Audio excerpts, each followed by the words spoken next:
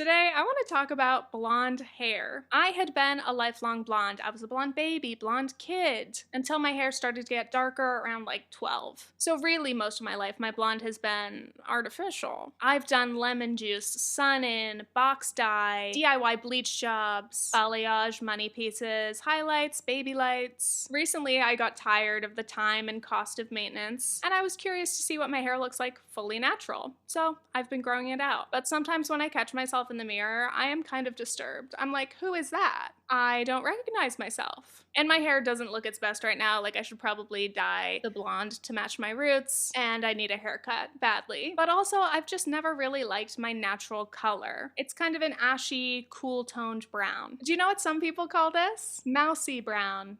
I'm just a little mouse. And aside from the unfortunate name, it's been hard for me to even accept that my natural hair is a shade of brown. I have been long participating in the delusion of hoping that my natural color is not brunette. It's just dark blonde. And if you look at it in the sun, actually, I think a lot of my hangups come from the language and perception of these kind of shades, like mousy brown, dishwater blonde, even dirty blonde, which is not that bad, but it's dirty. These hair colors are often called boring, dull, lackluster. They just don't seem quite light or dark enough. They're a sad in-between, hence why many of us still clinging to blondness just bleach our hair consistently. We want to be the lighter, brighter blondes. Feels a lot more positive. But anyway, despite the evidence literally growing out of my head, my silly brain still wants to believe I am blonde. No matter what my hair color actually is at any given moment, I'm blonde. My identity is kind of wrapped up in this.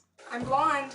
I am blonde. But what does this mean? So that's why I wanted to make this little video. Why am I having an identity crisis because my hair looks different? Why should it matter if my natural color is a level 7 dark blonde versus a level 6 light brown? Why do I care? Why has blondness become so deeply intertwined with how I see myself? And I know I'm not the only one. This is very common among other white women like me who were born blonde and want to be reassured that we still are. Go on TikTok and you'll find countless videos of women being like, what color is my hair? And if you dare try to tell them that it might be brown, they will not be happy. Now, on the surface, I know this is a very silly, inconsequential issue. I think it's entertaining to discuss because either you are blonde or a former blonde, and you're somewhat invested, or you're just witnessing this, snacking on popcorn, wondering why other people care so deeply. But beneath the surface, there's so much more to be said about the role and value of blondness in society. Spoiler, a lot of blondness is intertwined with whiteness, so we'll get into that. Overall, I am just in need of some introspection. I want to unpack this. But before we continue, this portion of today's video is sponsored by Love and Pies. One thing you must know about me is I am a mobile game connoisseur, and one of my all-time faves is Love and Pies. The storyline of Love and Pies has it all. Secrets, mysteries, drama, arson. We are helping Amelia, a single mom, rebuild her family's cafe. I find this game so perfect for anytime you got a moment where you're a little bored, you're like in a waiting room or during a commercial break, because it's really easy to pop in and play as little or as much as you want. And in terms of gameplay, basically, we're serving up orders at the cafe, so you'll see what the customers are asking for. And we have all of these generators that will spawn different types of items. You can level up the generators to make them spawn better, higher level things. There are some quick, easy orders, and then there are some that take serious dedication. And there is truly nothing more satisfying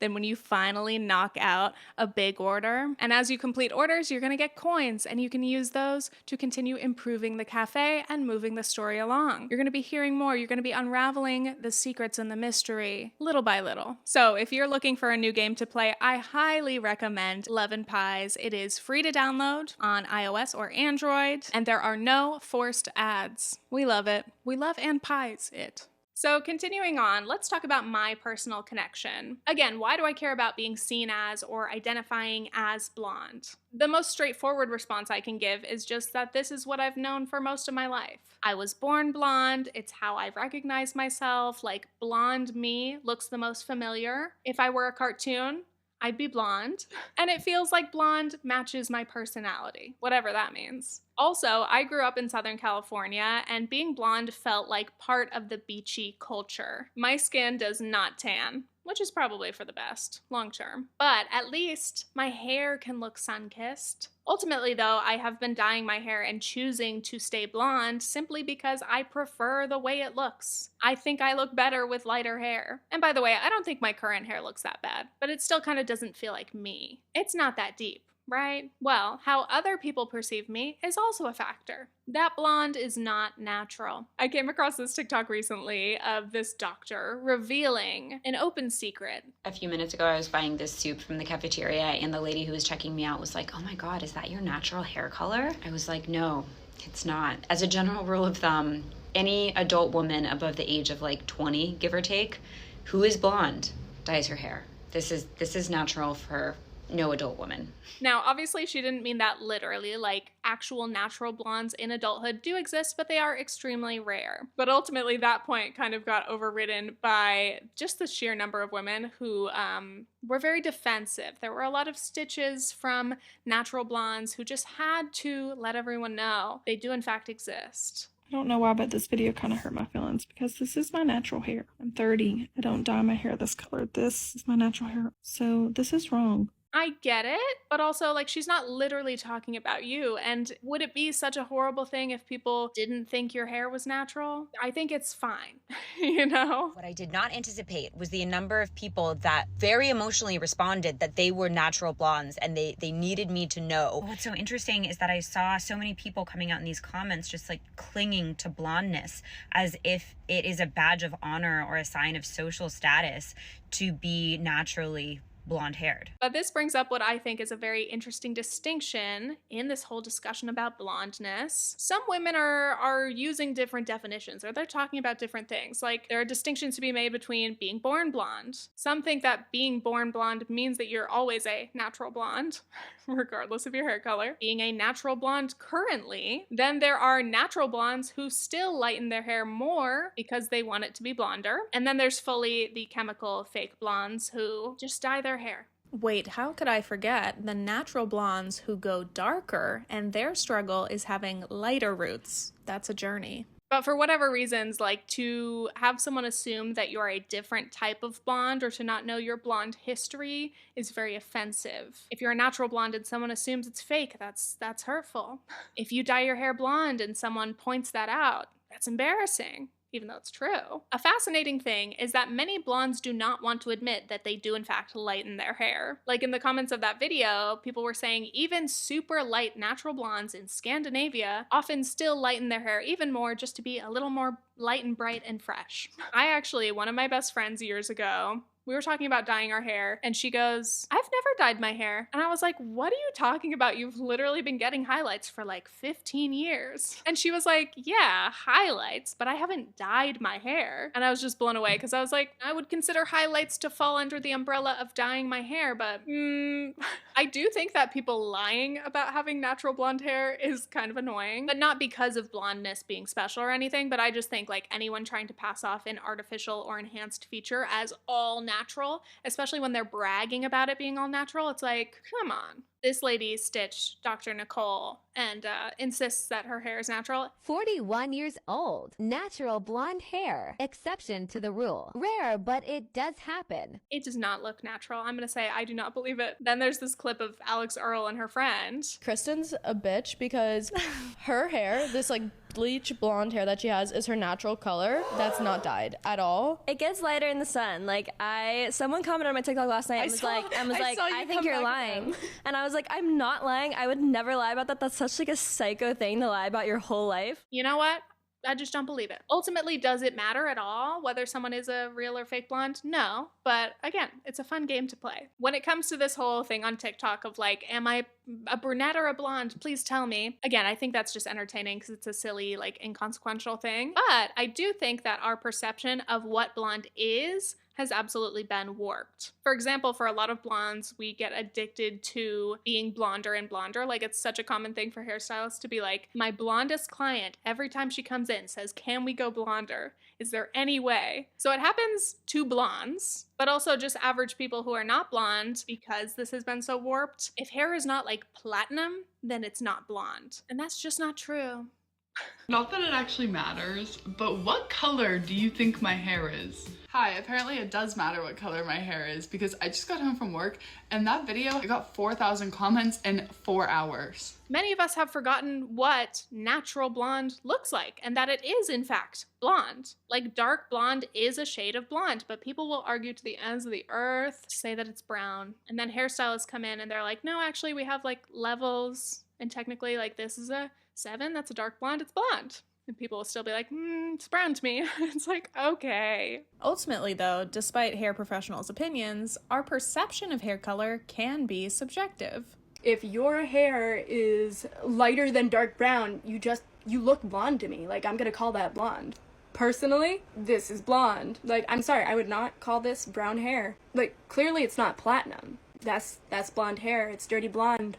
I love to hear how other people or cultures perceive or label different hair shades. I think it is fascinating. How we define hair color is deeply cultural. What is blonde to one country is a medium brown to another. By no stretch of the imagination would an American ever call me blonde. I was a proud brunette. I go to France, I announce that I'm a brunette, and I am a laughingstock. Clearly, I am not brunette. I am châtain. You look up châtain, what does it mean? Dark blonde. How is this dark blonde?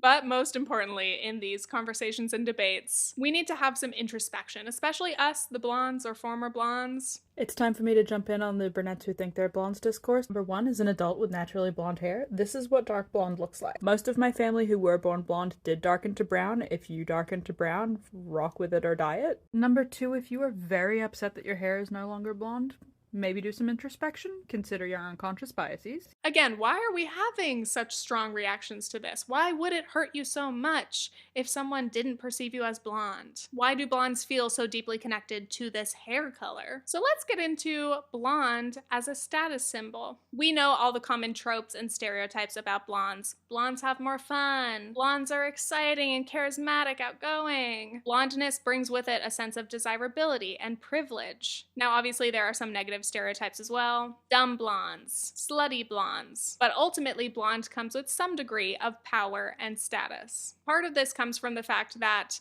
natural blonde hair is pretty rare. J. Clara Chan wrote, an estimated 2% of the world's population is actually blonde. Blonde hair is the result of a genetic mutation typically associated with Northern Europeans, but it has also been seen in a small percentage of Aboriginal Australians, Northern Africans, and Asians. And due to the rarity and the intrigue, many people have been willing to put in a lot of work to make their hair lighter. Arabelle Sicardi wrote, pigeon dung, horse urine, mud, peroxide and ammonia, soap flakes, bleach, lemon juice. People across time and civilizations have subjected their hair fibers to all of the above in pursuit of becoming more blonde. And it's not just a one-time thing, blonde requires maintenance. To be blonde either means it's natural, which is super rare, again, lucky you, but more likely it means you have time and money to spend. Though there definitely are judgments and class distinctions to be made between being like a DIY bottle blonde versus having expensive salon quality hair. So it's not just about being blonde, getting your hair to this yellow or lighter state, it's about the quality of your hair, the work that goes into it. And there are certain signs that show whether or not your hair work is probably expensive. For example, like salon appointments can cost anywhere from $200 to over $500 for various blonding services, and often you need to get touch-ups every 6 weeks. It's expensive, especially right now. Honestly, this makes me think maybe the recession is part of why we're seeing dark blonde rebranded as old money blonde right now. Like, it's a way for people to grow out their natural color, if this is your natural color, and still feel expensive, or you can claim this expensive branding. It's also like a classic case of TikTok and other online outlets renaming something and pretending it's brand new. But yeah, old money blonde, mushroom brown. Obviously, it only saves you money if it means you're going back to your natural, but also people are dyeing their hair to try to look like these new trendy shades, so maybe it's a wash. Plus, the maintenance of being blonde is not just about roots growing out. Over time, blonde just gets dull and brassy. So now you have to invest in some purple shampoos, but you're still gonna need to get your hair toned regularly, and you'll probably just need more bleach. Personally, I have been pretty lucky. I have multiple hairstylists in my family who have been doing my hair for years, so I have not been paying full salon prices. And honestly, my whole life, I could not have afforded to. Even now, spending thousands of dollars a year on my hair is just not in the budget. But anyway, the fact that being blonde is so time intensive, expensive, and hard to maintain, I think is part of the allure. A lot of blondes are actually proud of the level of effort or investment that it requires. In addition to the class distinctions, there are also political implications of being blonde, especially in the US. Arabelle Sicardi wrote, "You can't dwell on the significance of blonde on stage and screen without thinking how it has been shorthand for racial purity across countries and party lines. The United States, Germany, and the Soviet Union produced many thousands of films that used blondness as a symbol of white supremacy." There's definitely much to be said, especially about the combination of blonde hair and blue eyes, this specific beauty standard, the historical implications, the fact that these are more rare recessive genes. It can get very dicey very quick. But again, we see these political implications of being a blonde white woman in the US, the sort of Fox News blonde. It just screams conservative. This article, Political Peroxide Blonde Privilege by Amy LaRocca. Look at this collage. Like, I was aware of this obviously, but seeing all of them side by side is wild. She writes, "There are the politics of hair color. Attributes associated with whiteness, light skin, narrow noses, have dominated American beauty ideals as long as there's been such a thing, which means that blondness has always been charged. The alt blonde comment on Fox News is a specific look. That yellow blonde, carefully tended hair, a dog whistle of whiteness, an unspoken declaration of values, a wink wink to the power of racial privilege." So next up, I have some very fascinating articles and pieces about blondness and whiteness. I have learned so much from researching this about this issue, especially from Black creators and writers. All of these pieces have been incredibly thought-provoking and really helped me flesh this video out, so I highly recommend checking them out in their entirety. So first I have to start with The Enduring Invisible Power of Blonde by Tressie McMillan Cottom. She wrote, "I'd come across a video of a young white American woman with brassy white blonde highlights and dark brown roots. A commenter had accused the content creator of being a brunette. To refute the accusation, the young woman asked her mother, 'Hey mom, I have a quick question. Am I a natural brunette?' 'No, you were born blonde,' the mother responded. Give yourself 100 points if you picked up that the mother answered a different question than the one the daughter had asked." And this is so fascinating. As I mentioned earlier, some people make those distinctions about what it means to be a blonde. Does being born blonde mean that you get to be labeled a natural blonde forever? I don't think so. Here's another TikToker, Barry & Co., reading more of the article. Reply described the humorous video as an example of a multi-year project I have been working on about blonde as a racial signifier. We use blonde to signal that someone is white without using a racialized term like white. And this was kind of the main takeaway from Dr. McMillan Cottom's Stitch. You finally get to the root of the issue, which is that blonde is not a hair color. It is a signifier of a type of person. And they never want to talk about that. What kind of person is the question? But of course, many commenters were kind of willfully ignorant of this point. Oh, blonde is not a hair color? Yes, it is. Like, yes, obviously it is literally a hair color, but it's not just that. It carries meaning. Imagine trying to dunk on someone like that and being like, no, you're wrong, but like literally not absorbing any of the actual point they made. She wrote, "What could be so important about a genetic trait that someone would use it to describe herself long after the trait's phenotypic expression, light hair, no longer exists? It makes literal sense only if by blonde she is referring to something more than hair." Overall, Dr. McMillan Cottom's TikTok and article sparked this huge conversation, which is so fascinating, and it was especially telling just how negatively and defensively many blonde women reacted. There was definitely a resistance to read any deeper into the choices we make and how we represent ourselves. Being blonde couldn't possibly mean anything other than, I just like blonde hair. She wrote, "People often get angry when I write about aesthetics and power. We hate thinking that things we enjoy mean anything or have any political context. I may need to convince you that unpacking what blonde means as a social status is worth your consideration." Next, we get into the blonde versus brunette debate. There's kind of this hierarchy of value and also like expected personality traits based on your hair color. The real fight with white women in a hair color hierarchy is blondes and brunettes. Watch Gossip Girl. Blair and Serena's entire personalities are based off of the blonde and brunette stereotypes. Serena's the blonde, pretty, popular, kind of slutty one. Blair is the smart, studious, kind of serious, jealous of her blonde, beautiful best friend. The blonde brunette pairings are often like best friends, but also frenemies, and they're positioned as opposites with totally different traits. As Amy LaRocca wrote, Betty was blonde, Veronica was trouble, ditto Sandy and Rizzo.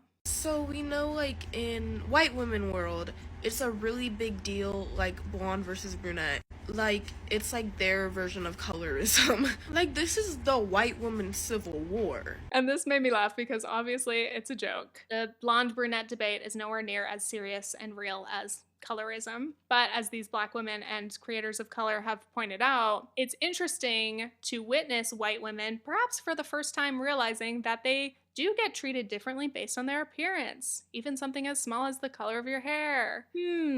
Imagine if the difference or the thing that you were othered for was not your hair color, but your race or your ethnicity. Sometimes this first initial experience of being mistreated or getting a certain type of privilege in one situation and not the other, it just helps us, especially white people, open our eyes and realize, oh, I have a little bit more perspective and that can apply to other issues outside of white womanhood. Quick question for you. Please make a list of 3 blondes and 3 brunettes. Think back on your list. If all of them were white, you may have some unconscious bias going on. You know what I used to ask white women randomly? Why I couldn't be considered a brunette. If you see brunette or blonde, you know what that means? White women. Maite is another one of my favorite creators on TikTok, and she introduced this fascinating conversation. I remember coming across this video last year, and it was so interesting. I'm really glad I was able to find these videos again. Like, when people talk about the blonde-haired, brunette, best friend combo in TV shows, they're thinking Serena and Blair, right? Like, because that's a brunette. But if it's a Black woman, she's not a brunette sidekick or the blonde. She's the Black best friend. I don't have a hair color. I am just Black. And it's okay, it's fine. I don't need to be referred to as a brunette. This is not the equality that I seek, right? But it's just, it's ingrained in the people, like, who they envision when they're saying these things, right? Now, I will be honest, when I first saw these videos, I was surprised by this because I hadn't noticed it. Obviously, it's so glaring in hindsight, but in my white privilege, I just hadn't noticed. When white is seen as the default or even the absence of race, people who are racialized are seen as that or labeled as that first, especially by white people. For example, a commenter wrote, "I've started to pay more attention to it in the books I read. Characters' hair, eyes, and height are described, but skin tone likely only when not white." Another commenter from Maite's video wrote, "I work in advertising, and when the client requested casting a brunette, they never meant a Black or brown woman, ever." Because brunette is coded to mean white women. You will never envision people of color, Black women, Asian women, indigenous women. You will never envision them. I think that's a really important bit of language to notice, especially in ourselves. Pay attention to how you describe people. What traits make you think of what type of person? Now, finally getting into final thoughts. Throughout this video, I've primarily been talking about white women going blonde, but obviously they are not the only ones who dye their hair. People of all genders and races can and do go blonde. Arabelle Sicardi wrote, "Today, there's a modernized take on the blonde landscape. One that isn't centered on desirability for a male audience, but rather a take-no-prisoners approach to achieving a look. A self-assuredness that people want to call in for themselves. Now, when people want to channel blonde bombshells in the salon chair, they don't just reference Marilyn Monroe or Gwen Stefani, but Solange, Zoe Kravitz, Teyana Taylor, or Cynthia Erivo. And among all of these different demographics, the implications of blondness can shift change, or evolve. Everything I've talked about with blondness being associated with whiteness, obviously it can be subverted when people of color are blonde. But it's not just about subversion. Like, sometimes it is just a complete removal from that entire framework. Blondness can represent something entirely different. J. Clara Chan wrote, "Blondness, then, exists as a complicated form of self-expression. It can signal youth, beauty, privilege, and conformity, but it can also represent rebellion, independence, and the demand to be looked at and respected. It's a choice that's both distinctly personal and deeply intertwined with what society has taught people to value." So last point I want to make is about this. In 2018, Claudia Rankin and John Lucas created an exhibition called Stamped. They approached various blondes of all types to try to dig into the phenomenon of blondness and ask each participant why they were blonde and what it means for them. They took really close-up pictures of each person's hair and put them on these little postage stamps. J. Clara Chan writes, "The stamps represent how blondness is a form of currency, a means by which to reach a new destination of acceptance, of recognition, of value, of one's sense of self." Rankin, of course, was interested in whether people would mention whiteness when they were talking about blondness, but ultimately this wasn't like an anti-blonde brigade. J. Clara Chan writes, "Stamped does, however, ask viewers to question why blonde hair has become so ubiquitous, so coveted, and what that might mean in light of broader, ongoing conversations about race, belonging, and privilege." Okay, so there we are. We made it to the end of the video. I am so hungry. I really hope that you enjoyed this. It's funny because I initially thought that this would be like a quick and easy, a simple topic. It's never simple. But I've really enjoyed all the great writers and creators that I found through researching this. I hope you found it as interesting as I did. Thank you again to Love and Pies. You can download the game for free on iOS and Android. And stay tuned for future internet analysis episodes. That is all. Okay, thanks, bye!